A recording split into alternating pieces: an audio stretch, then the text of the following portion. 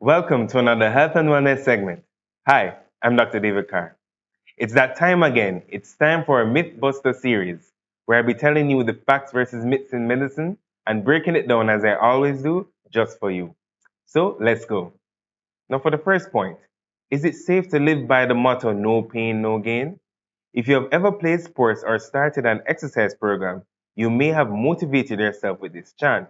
However, when you feel sudden sharp pain or acute pain, it's your body's way of slamming on the brakes. If you disregard consistent acute pain, you're not going to be gaining anything.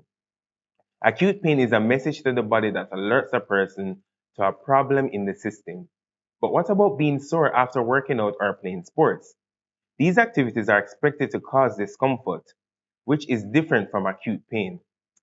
Mild soreness may be expected for 48 hours and even last up to 72 hours after new activity. However, the discomfort should not be great enough to impair function. If function is impaired, injury or overtraining may be suspected. Now for the second point, is ice better than heat to treat an injury? Now let's say your child sprains his ankle during a football match. Do you apply heat or ice to the injury? For most people, the logical answer is to apply an ice pack to the injured area. But do all injuries or pain need cold? Most of the time, ice is the better choice. When in doubt, ice is better unless there's compromised circulation in that area. Ice is usually the method of choice to decrease inflammation, swelling, and pain, which is commonly associated with an acute injury. Even though ice is the better choice, it is important to understand that heat and cold do different things to your body. Keep these in mind when deciding to apply heat or cold to an injury. Now, applying heat to an injury brings more blood to the area where it is applied and reduces joint stiffness and muscle spasm. Cold is good for injury or inflammation where tissues are damaged.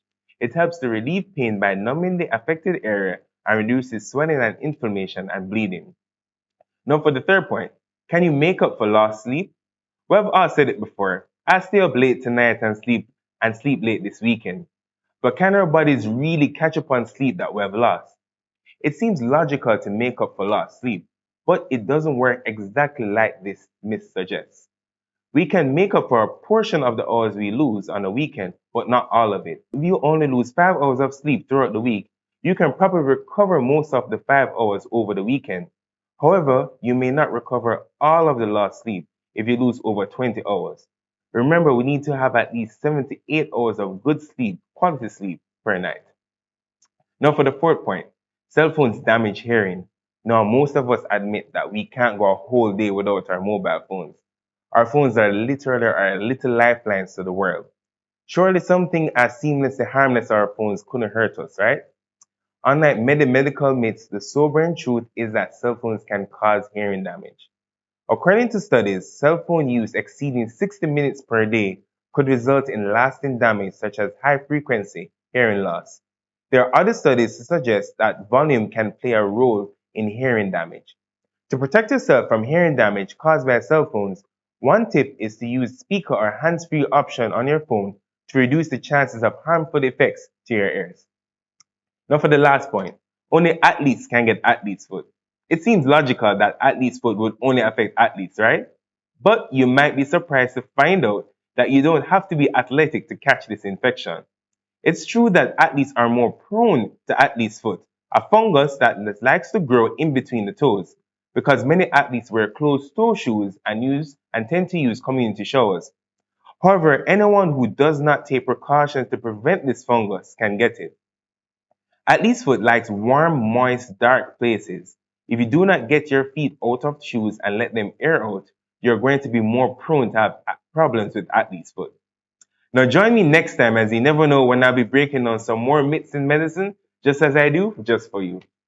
Thank you for joining me for another health and wellness segment as I continue on the journey of obtaining, maintaining, and restoring good health. Please see my contact information on your screen and remember to follow me on Instagram and YouTube at Dr. David Kerr and on Facebook at Dr. David S. Kerr. Send any questions you may have to my email address at drdavidsker@gmail.com. Thank you for joining me and remember, God desires us to be prosperous and to be in good health, even as our souls